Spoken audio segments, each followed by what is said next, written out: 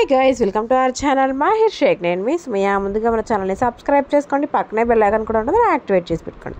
ఈరోజు మనం చేయబోయే రెసిపీ వచ్చేసరికి అచ్చం గుడిలో స్టైల్లో రవ్వ కేసరి అనమాట. చాలా ఈజీ ప్రాసెస్లో అయితే ఉండబోతుంది.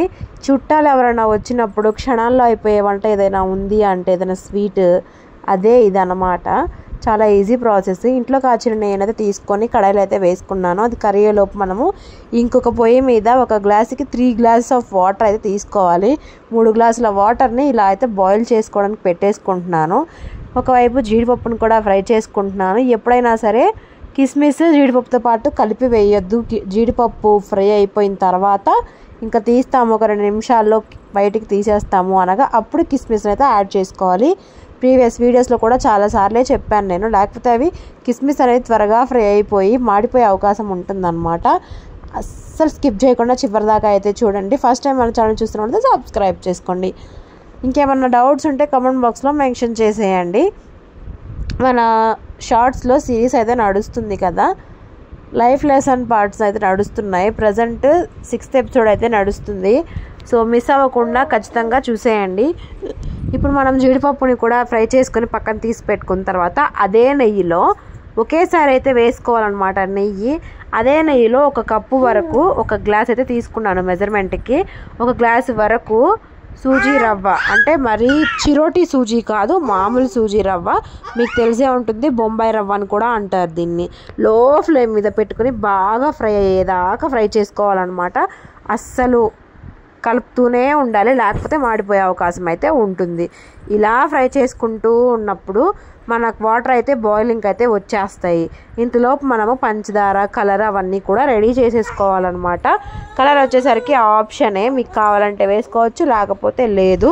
అచ్చం గుడిలో ఎట్లా అయితే ఉంటుందో అట్లానే పర్ఫెక్ట్గా కుదురుతుంది ఈ కొలతలతో కనుక చేసినట్టయితే.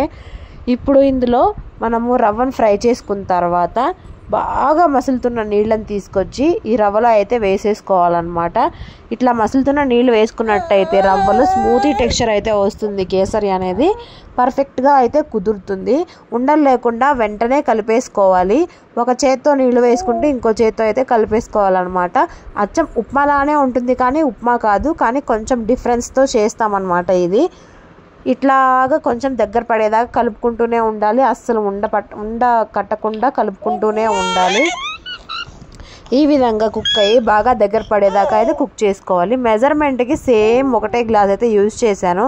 1 గ్లాసు రవ్వకి 1 గ్లాసు షుగర్ అయితే పడుతుంది. అదే కొంచెం స్వీట్ తక్కువ తినాలి అనుకుంటే 3/4 గ్లాస్ అయితే పడుతుంది అనమాట. మా ఇంట్లో అంత స్వీట్ తినే వాళ్ళు ఎవ్వరు లేరు, అందుకోసమనే గ్లాసుకి 3/4 గ్లాస్ మాత్రమే వేస్తున్నాను. ఎగ్జాక్ట్ కొలతలు అయితే గ్లాసుకి గ్లాస్ అయితే పడుతుంది అనమాట. సేమ్ ఏ కప్పుతో అయితే మనం రవ్వ తీసుకున్నామో అదే కప్పుతో పంచదారను కూడా తీసుకోవాలి. ఇలా దగ్గర పడిన తర్వాత కలుపుకుంటూ ఇట్లా షుగర్ని కూడా యాడ్ చేసుకోవాలి. పంచదారని కూడా యాడ్ చేసుకున్న తర్వాత ఇది మళ్ళీ నీరుగా అయితే తయారవుతుంది.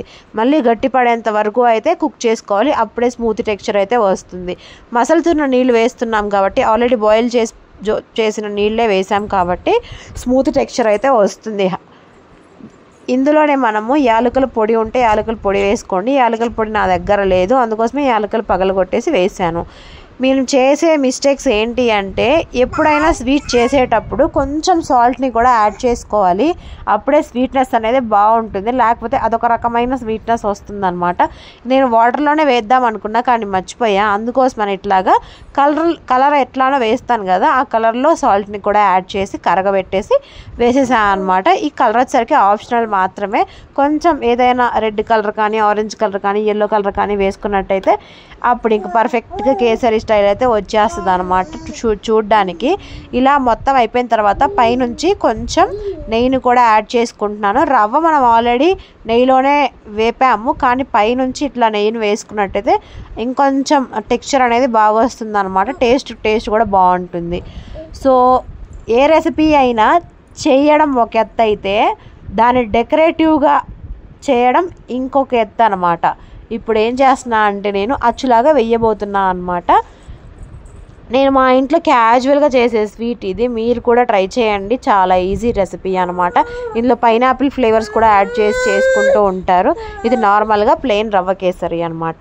ఇలా బౌల్కి కొంచెం నెయ్యిని అయితే యాడ్ చేశాను. తర్వాత దాంట్లో మొత్తం కేసరిని షిఫ్ట్ చేసేసి ఇట్లా అచ్చులాగా అయితే వేసాను.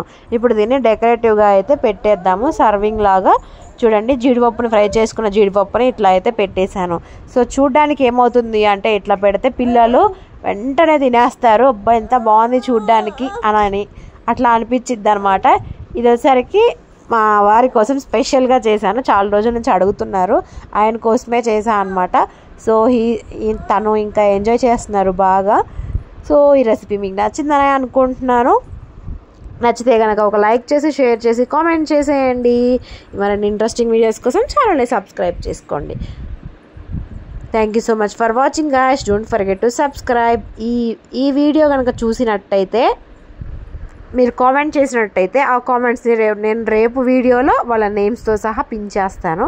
సో మరిన్ని ఇంట్రెస్టింగ్ వీడియోస్ కోసం ఛానల్ని సబ్స్క్రైబ్ చేసుకోండి. Thank you so much for watching guys. Thank you.